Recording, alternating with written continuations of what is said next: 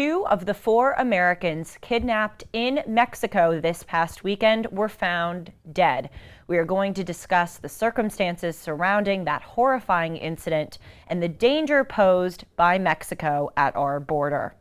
This week has seen more and more plane disasters at U.S. airports. The president of France, Emmanuel Macron, makes a visit to his former African colonies amid a surge of anti-Western and anti-French sentiment as those former French colonies pursue closer ties with Russia. And finally, I interview Magnus, the biographer of the sensationalist Swedish band, my favorite band, ABBA. I'm Julie Hartman, and this is Timeless.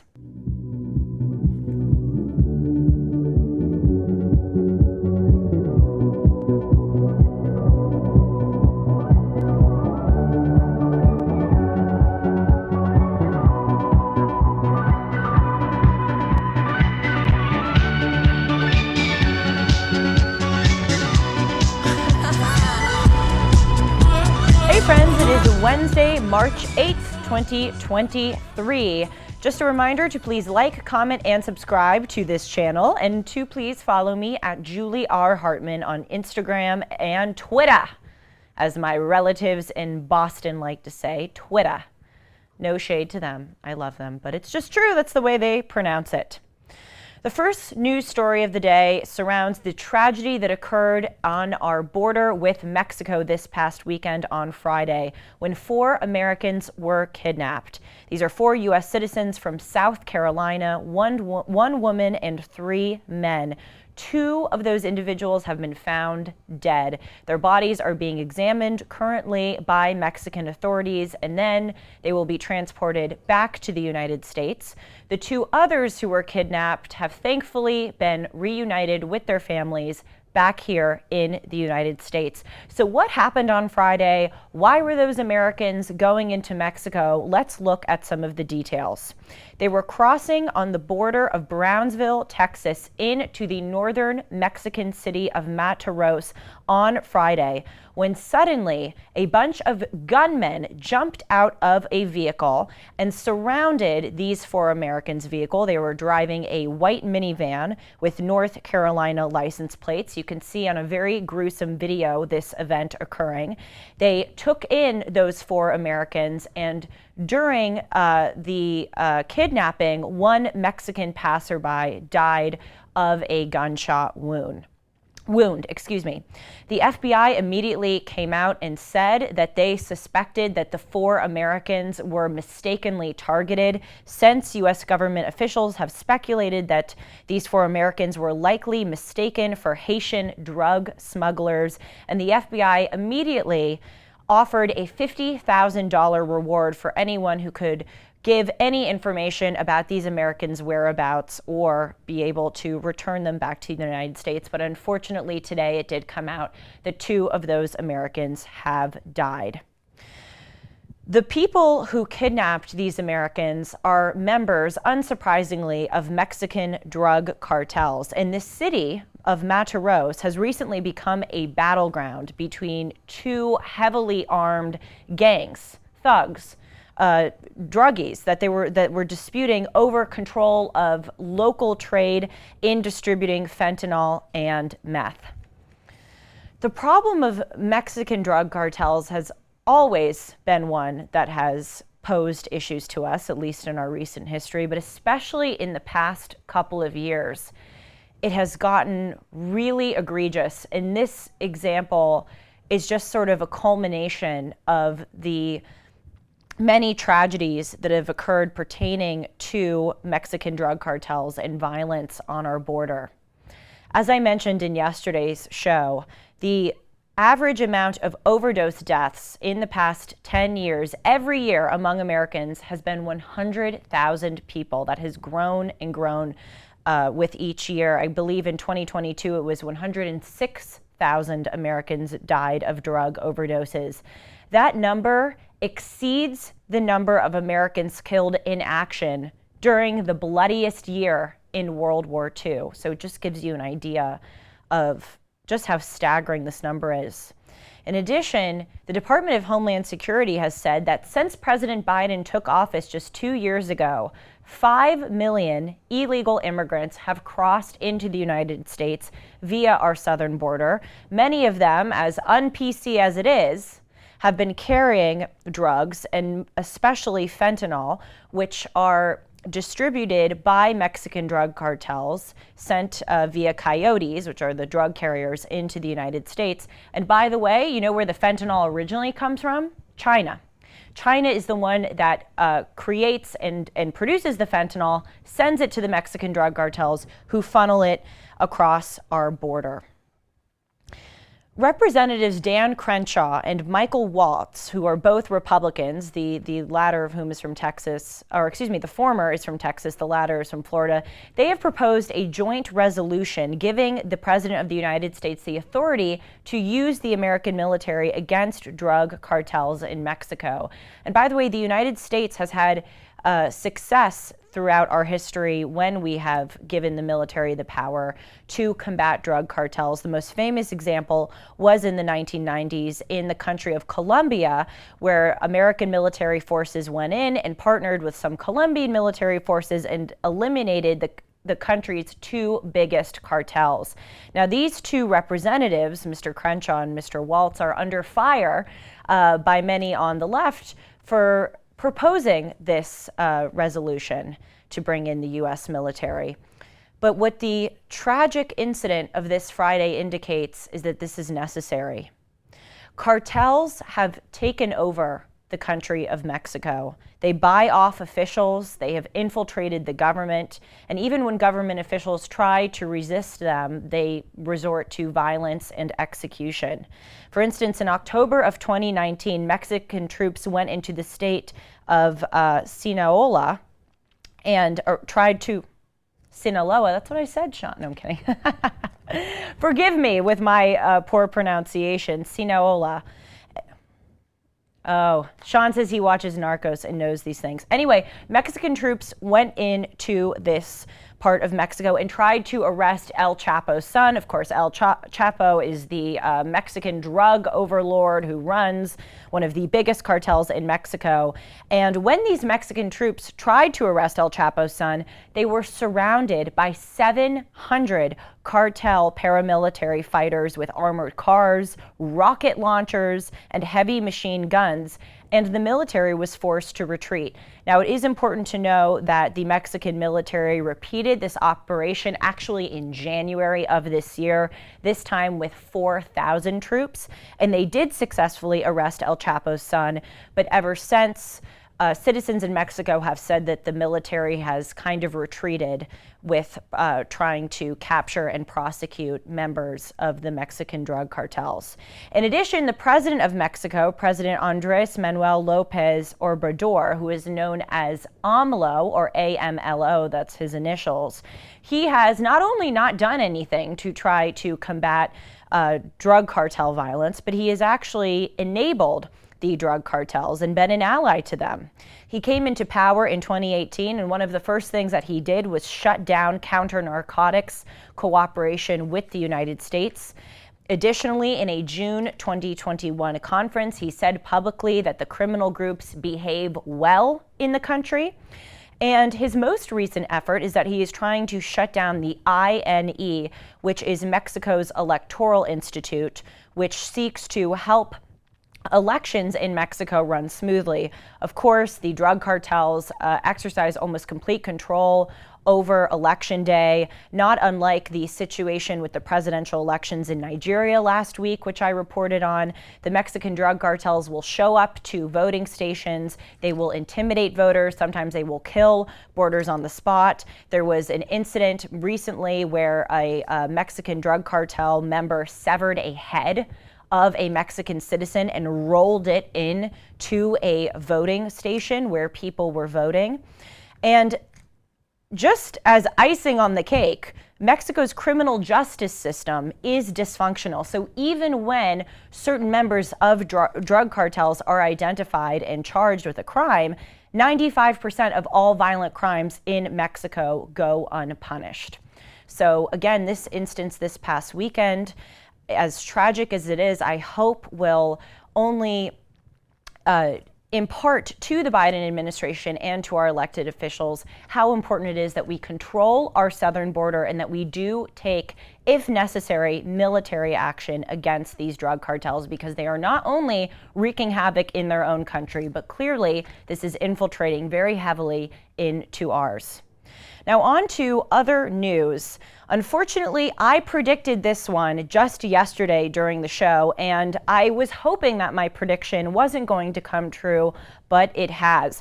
On Monday, March 6th, this was 2 days ago, there were 3 disasters at airports. 2 of those airports were in the United States, and one of those disasters occurred in the air with a flight that was flying from Cuba to the United States. And these are just more examples of some transportation disasters that have occurred in this country since the start of 2023. There have been near collisions at several airports around the country, most famously at Los Angeles International Airport and also at Austin's Bergstrom Airport. And I said yesterday that we were probably going to see more of them, and here is what happened. On Monday, the first incident is that there was a person on a flight, a United flight from Los Angeles to Boston, who tried to stab a flight attendant and open the emergency doors of the plane. This individual went into the bathroom. He is from Massachusetts, but again, he was in Los Angeles on this plane to Boston. He severed a metal spoon that he was carrying with him and turned the elongated part of the spoon into a weapon. Tried to open the doors of the plane, the emergency doors, causing the alarm to go off. And then when a flight attendant ran over to try to stop him, he pulled out the spoon and tried to stab the flight attendant. He threatened everyone on the plane, yelling that he will, quote, kill every man on this plane.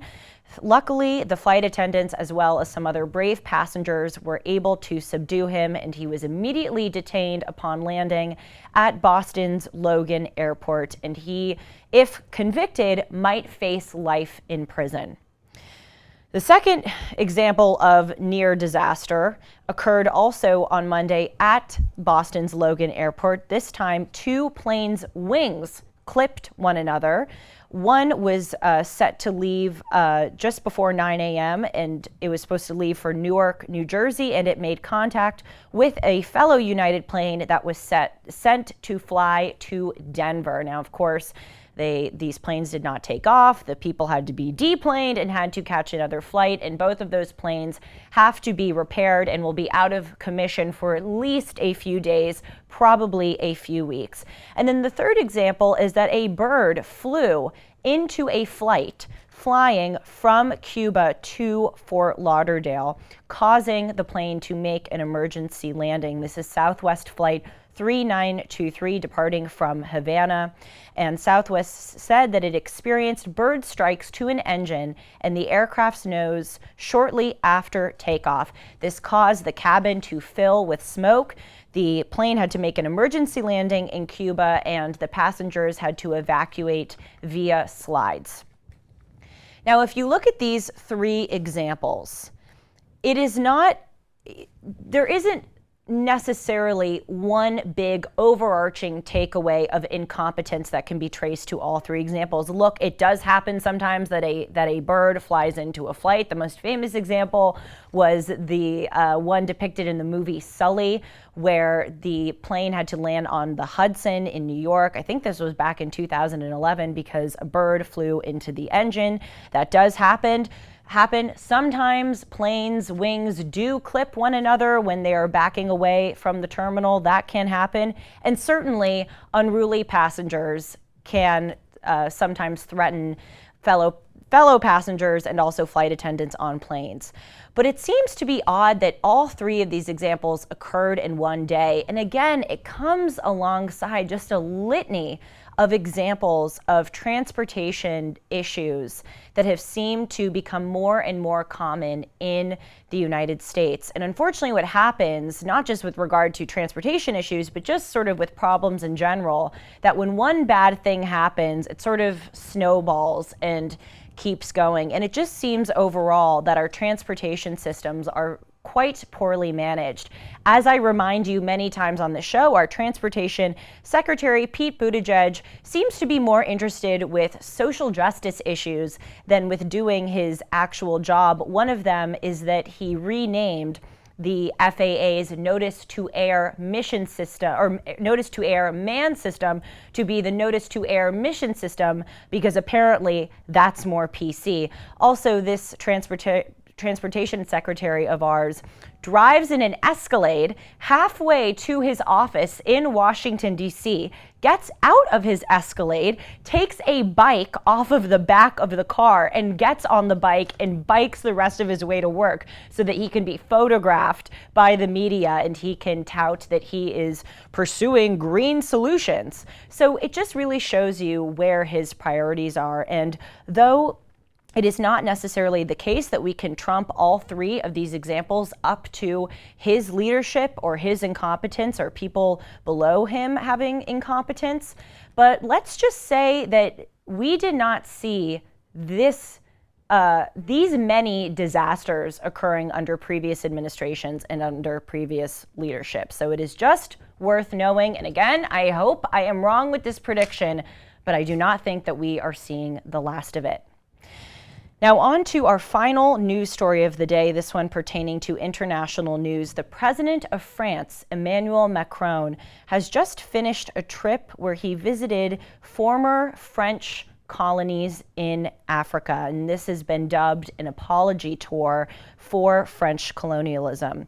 Now, the country of France has not exercised colonial rule over countries in Africa in several decades, but they have been heavily involved in many of these countries, which include Gabon, Angola, the Republic of the Congo, and the Democratic Republic of the Congo, and Burkina Faso. And one of the ways that they have exercised control or sort of asserted their presence in these regions is through an operation known as Operation Barkhane, which is a war against Islamist militants in Africa, where the French have sent as many as 400 troops, in the case of Burkina Faso, to its former colonies in Africa to try to prevent Islamist militants from wreaking havoc and taking over those countries.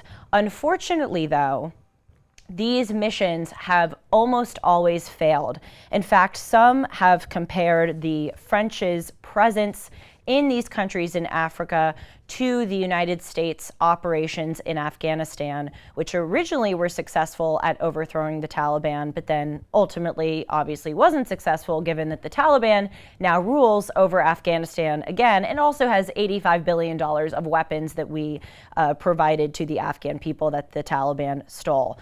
In addition to the French military not being successful at uprooting Islamist militants, these former French colonies in Africa have come to see their presence as yet another symbol and sign of colonialism. Also, many of these countries still use the CFA franc currency that was used during the colonial period.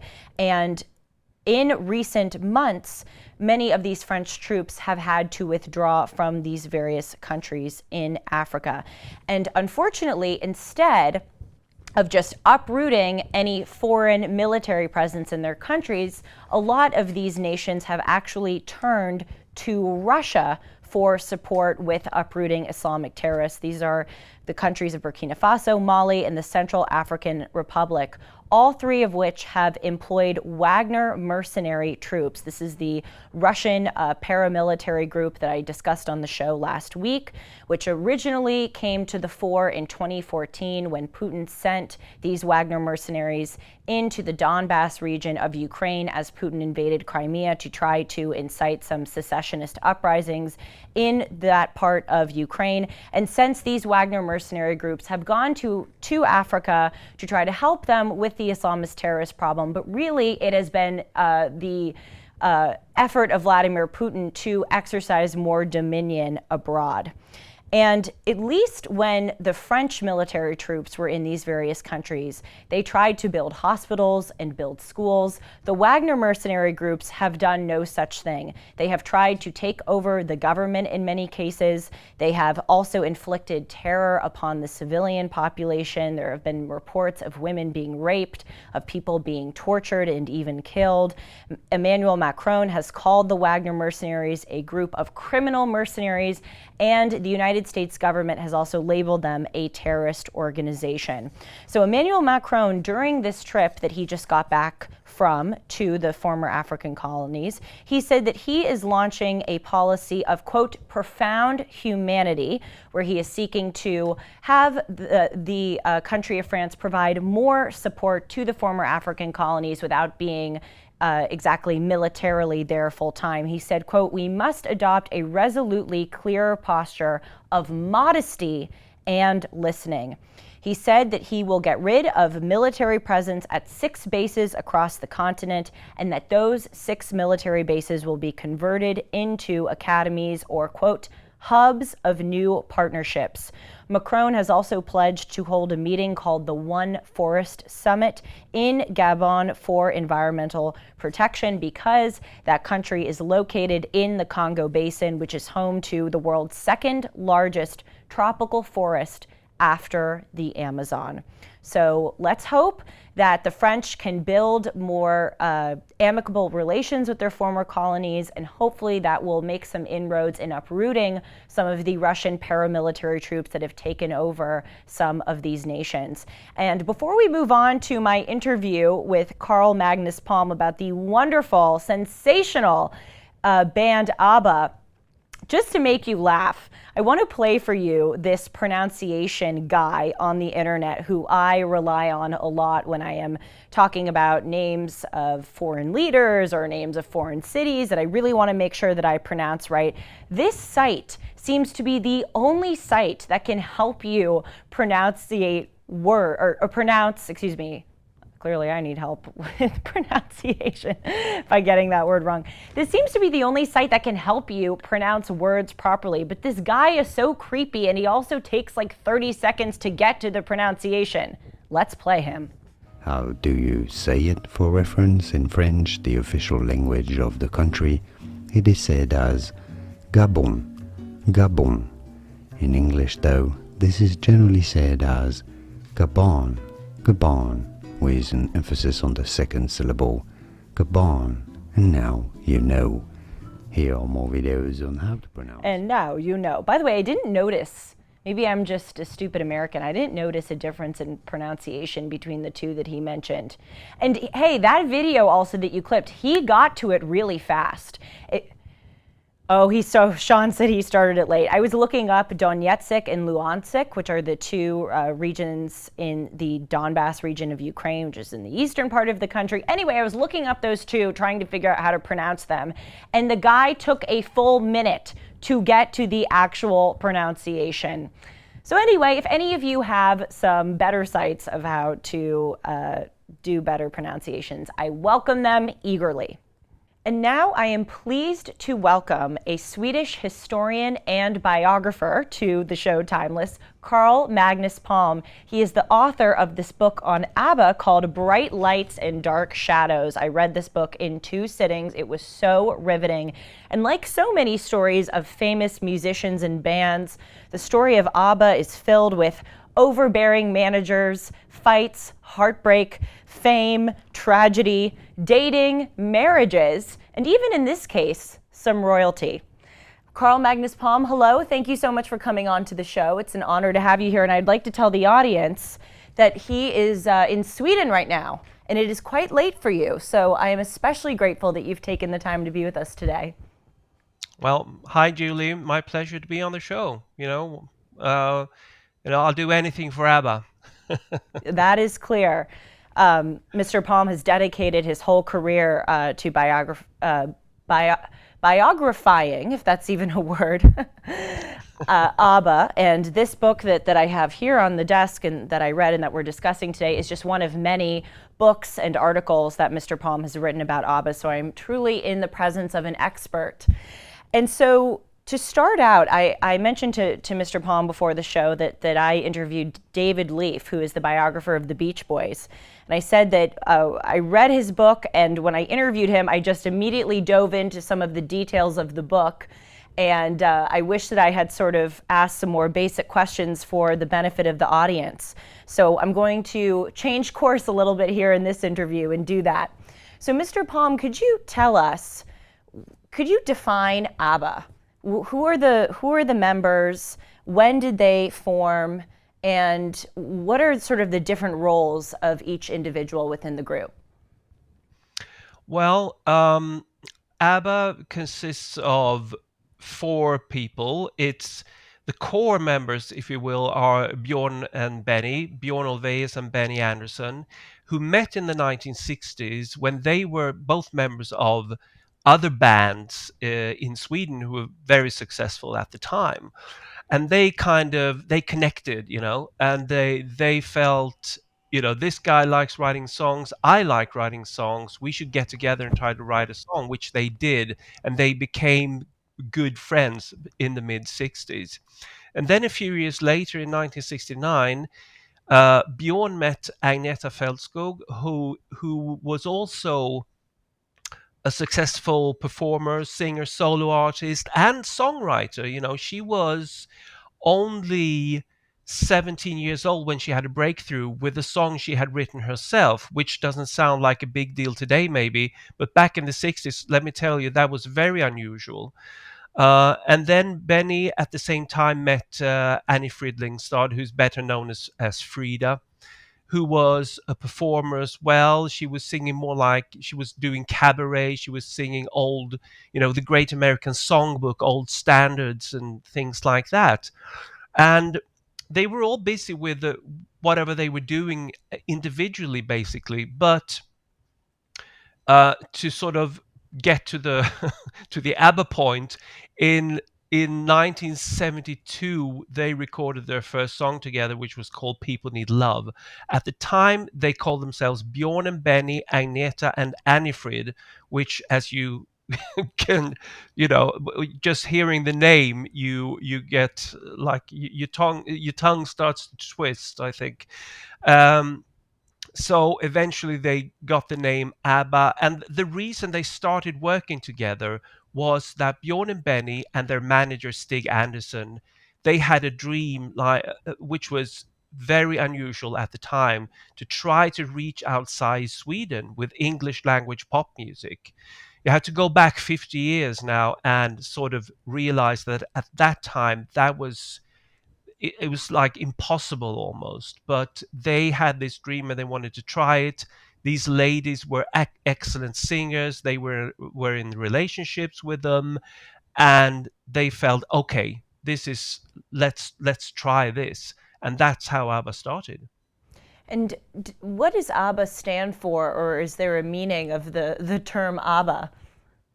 There is, yes. It's there again. Their manager Stig Anderson, he got fed up having to say that group name. Bjorn and Benny, Agneta, Annifrid. Bjorn and Benny, Agneta. It's just like takes forever. So he just moved around the initials of their Christian names. So A for Agneta, B for Bjorn, B for Benny, and A for Annifrid. That became ABBA, ABBA. And he started saying that just as a joke when he was talking to the media, or like he was writing a memo for the other people in his office or something. Because in Sweden, there is a canned fish company called ABBA, long established. And so it was a bit of a joke at first, but then he said, that's a really good name.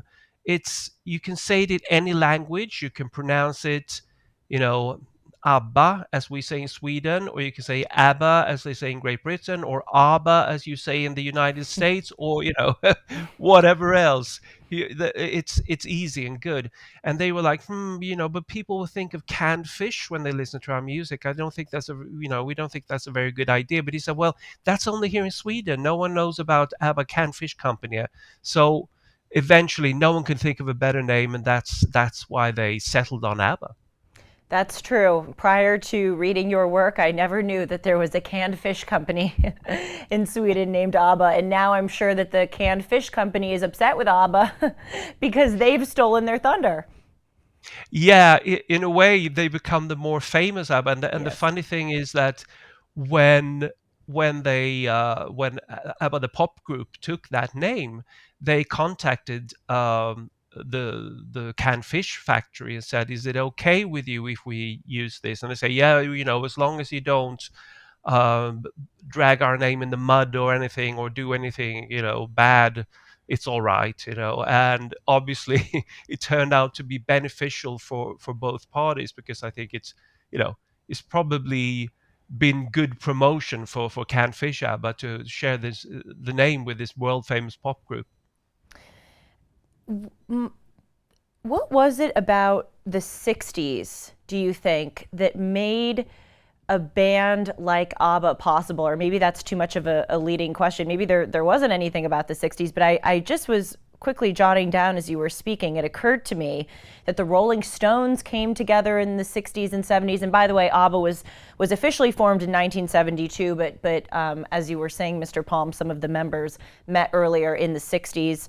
The Rolling Stones came together during that time, the Beach Boys, the Beatles, and ABBA. I mean, those are four pretty big, worldwide known bands. Was there something about that time that sort of facilitated those groups' rise, or do you think it was just pure coincidence and luck? Because I can't think of any decade before or since that had such a burst onto the scene of musical magic. Well, I think part of the answer to that question, and something that unifies or unites all the bands you named, um, is that in the 1960s, and especially with the Beatles, the breakthrough of the Beatles, it became the norm that the bands should write their own songs, because prior to that you had professional songwriters, and then you had the artists who performed the songs. It was like two different separate entities. But now it became a thing of self-expression. If you wanted to be taken seriously, you should write your own songs and be the the originator in every sense of the word of your music. So I think that's what those all of those bands have in common, that they recognized that, and they took charge of their own music, instead of being like, you have a producer who finds a song and then gives it to the artist. No, you had the a complete package with these bands. That's a very good point. And something else that I really learned during my interview with Mr. Leaf about the Beach Boys is that a lot of the formations of these bands were in response to certain historical developments of their time. I mean, I think that's true of art in general, not just pertaining to music, but paintings and sculpture. Art is a reflection of the time. And the Beach Boys started off singing about this California myth.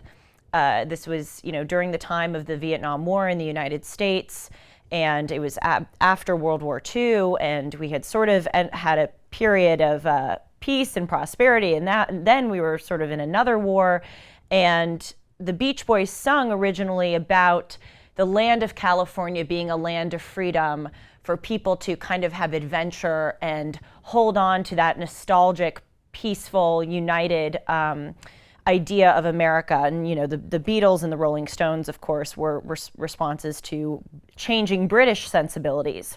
So what was the history or sort of the culture of Sweden during the time that ABBA came together? And do you think that their ascent had to do with the way that they may have responded to some of those cultural developments? Or was ABBA sort of the opposite, where ABBA just provided you with really great, welcoming music as an escape from some of the more poignant cultural commentaries of the time?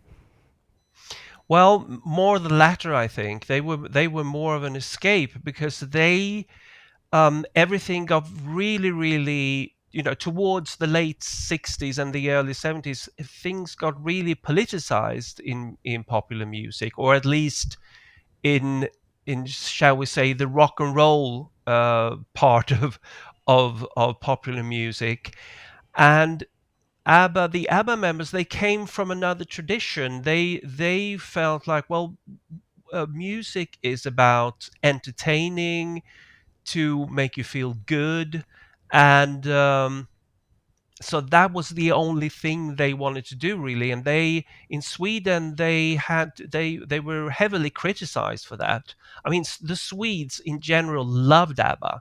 There's no doubt about that. No one sold more records than ABBA in the 1970s in Sweden. But there were cultural commentators and other people who felt like, oh, you're not singing about anything that's relevant. You're just singing about relationships and love, and you have bubblegum song titles like, Bang a Boomerang, or Honey Honey, or Ring Ring, or Dum Dum Diddle, or whatever else. And that was regarded as not good enough. But eventually ABBA got more personal as well, I think, but they never really got into politics except at the very end of the career. Maybe they had, they were singing about the Cold War a bit, but apart from that, ABBA were really about the joy of music and nothing else. One of the things, if you don't mind me repeating, that Mr. Palm said to me before the interview, and I thought it was so spot on, is that ABBA's music is so welcoming. And it's not demanding in the sense that it expects you to sort of live up to certain standards of music. And certainly ABBA, holds and exemplifies those standards of music. I mean, it's masterful work. But there really is this, as you said, welcoming, warm, inviting spirit and tone to ABBA that is apolitical, in addition to not being demanding in terms of having you try to understand or live up to the musical forms. So before, I started off the interview by asking you about the members of ABBA. If you don't mind, let's go through the acronym, if you will. Would you mind telling me a little bit more about each of those individuals and in more detail, and their specific talents, and a bit about their personalities as well? Right. Well, Bjorn Ulvaeus is one half of the songwriting team with Benny. They wrote the songs together, and during the course of the ABBA years, it transpired that Bjorn was the better lyricist, so he took more responsibility for that. And he in the beginning he was like, oh, lyrics, yeah, we need words to sing, but it doesn't really matter what they're about, it's just words. But then later on he felt like, well, actually, if I'm going to write these lyrics, I might as well regard it as a really interesting challenge rather than as a chore.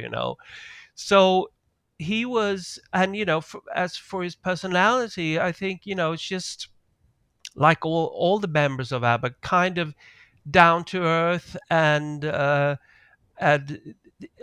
they were never. No one in ABBA was ever really like behaving like a star, if you will. They didn't have 10 bodyguards or anything like that. They would just, they would, if they met you, they would just, oh, hi, Julie, how are you? Da da da.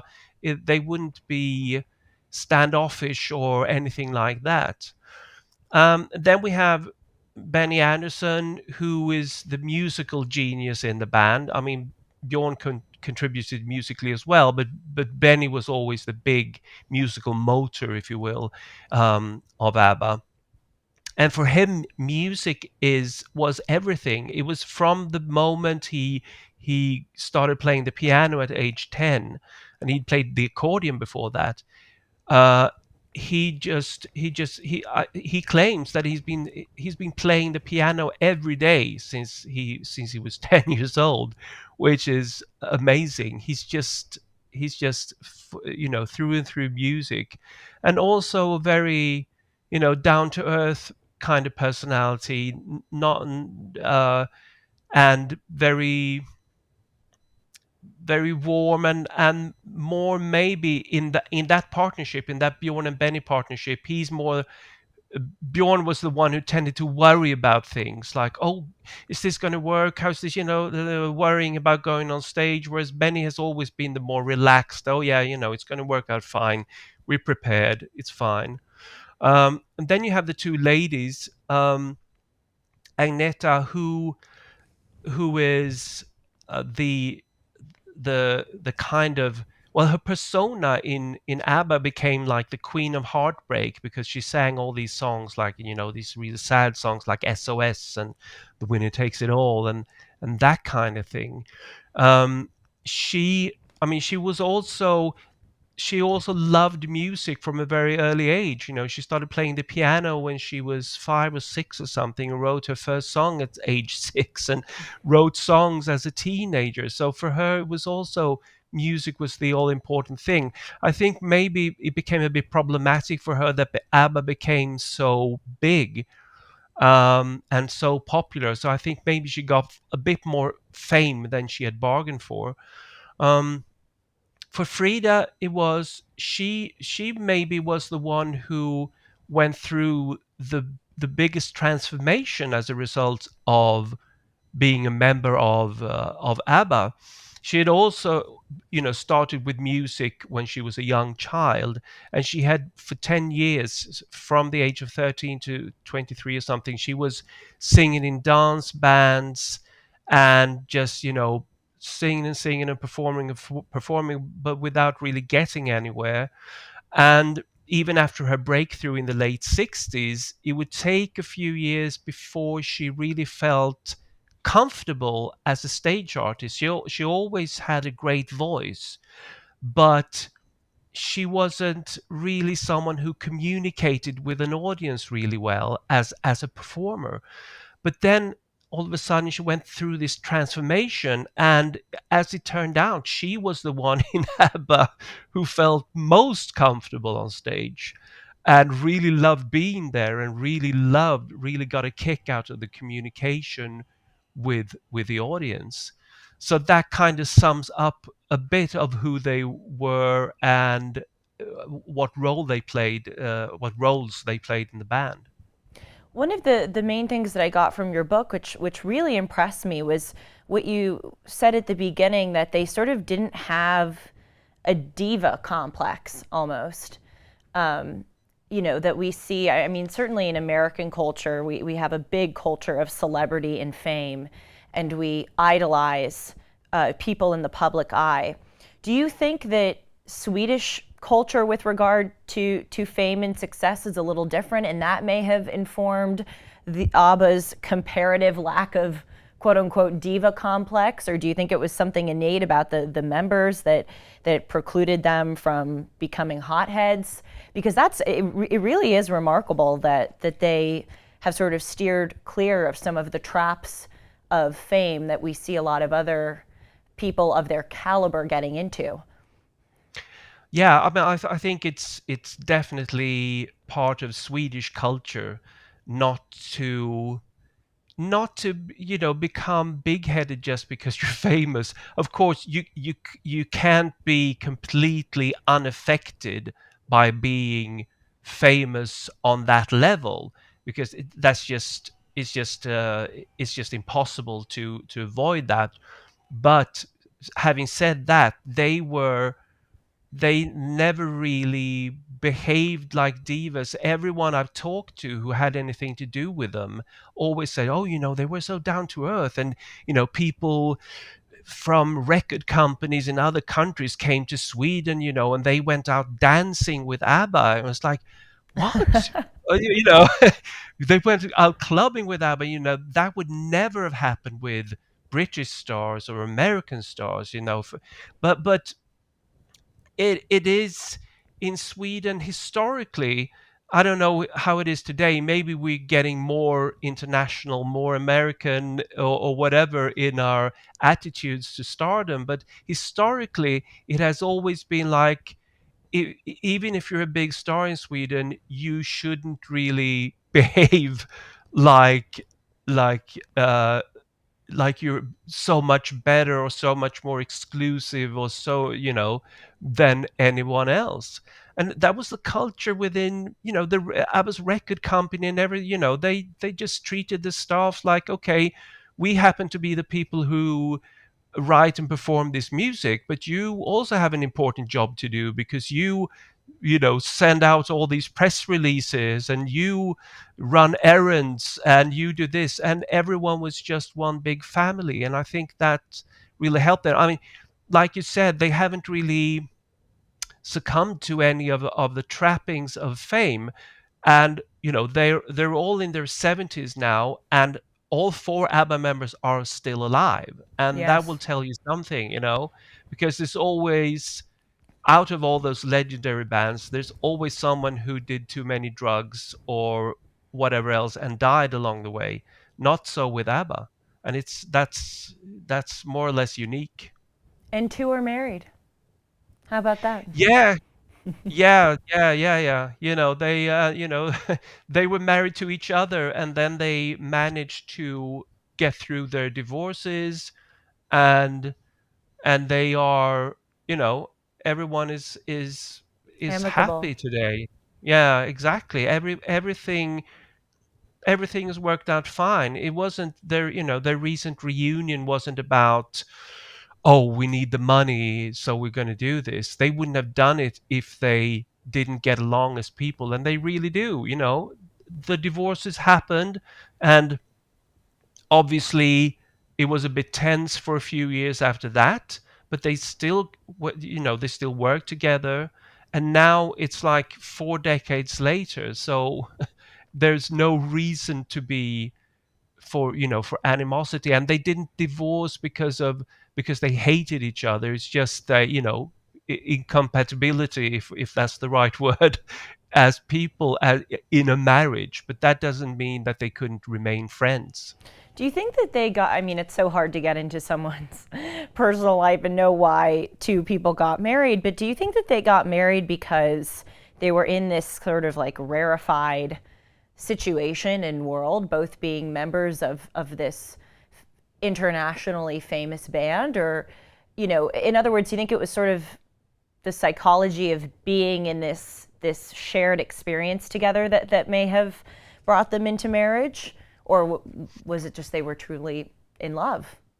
And I think more truly in love, because the marriages and the relationships as such um, began before ABBA existed. They hadn't really planned on working together when the romantic relationship started, because Agneta and Frida, they had their own separate careers, and Bjorn and Benny were working as producers, and they had their own duo, releasing records from time to time, and they felt, well, maybe it's not such a good thing to work together because we live together, and then to work together, that might be a bit much. And they tried it before ABBA, and it didn't really work out so well for them. So they thought, let's not do that. So um, it was they so the marriages, and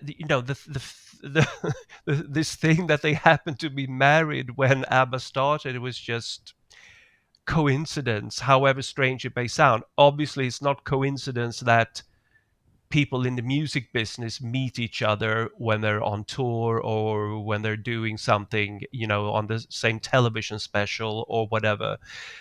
So that's not coincidence, but it's not, it's like, oh, you meet and fall in love with someone at work. That happens, and if in their case it happened to be they were all in show business.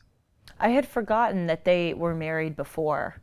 I thought that they got married during the time of ABBA, but you would know. Yeah, You're the yeah. expert.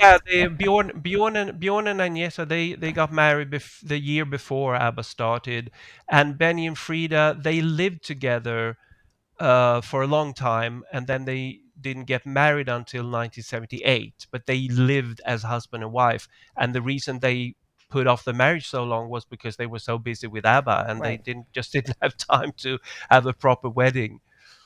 So let's get into some of the songs. And unfortunately, I can't play the songs on the show because we don't have licensing to them, and YouTube will take us down if we play them. But I am confident that members of the audience can hear it in their heads because these songs are so famous and so fun.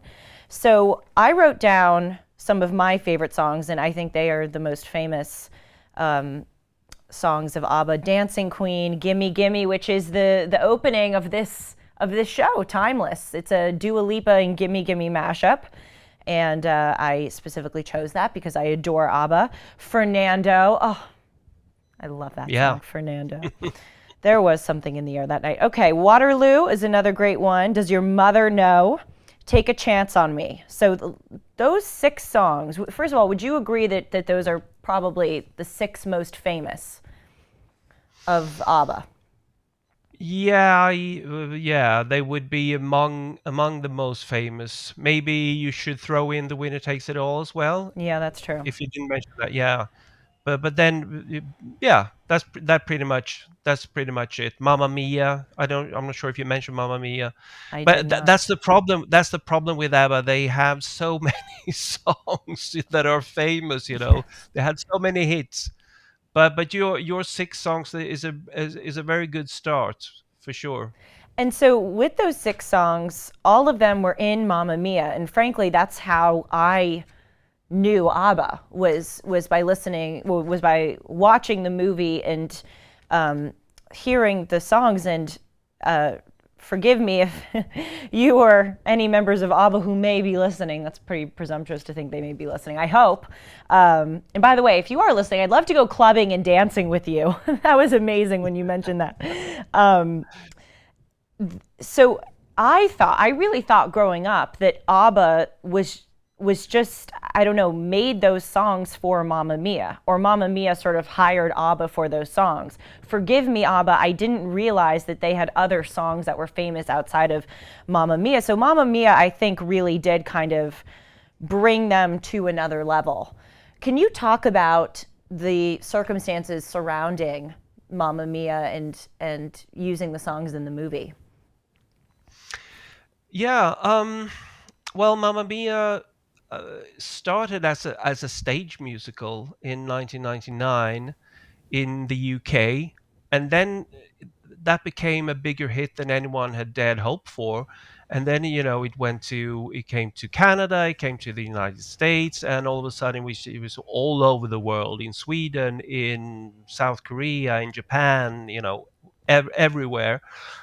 And then in 2008, there was the movie, and but the musical. There was a producer, a lady producer in the UK called Judy Kramer, who had this idea that there must be a way to take the old ABBA songs and put them into a musical context, to write like a book, as you say in the musical world, a manuscript that kind of could where you could use the songs and it made sense. And there was this other lady called Catherine Johnson, and she wrote the book for the musical. And it turned out, okay, she found a way to do that with this young girl who's going to get married, and there are 3 men who could all be her father, and there's this meeting with her mother and everything. Um, so that's how it all came about. I think the ABBA members, or Bjorn and Benny in particular, were kind of skeptical at first, like, is this really going to work? And we don't want our songs to be dragged in the mud or anything like that, Right. or they were a bit wary. But then it became a big thing. And it's very interesting, as you yourself is you are a testament to that, because the musical has really brought ABBA's music to younger generations who weren't even born when ABBA broke up, like I don't think you were. And so it's been an amazing thing for the legacy of ABBA. It's given it gave the songs a new lease of life. They could you could use them in another context. People could get acquainted with them, and then they would be interested. Well, who are this ABBA group? Who are they, and what do the original versions sound like, and so on. And then you go on a journey of discovery, and it's fantastic.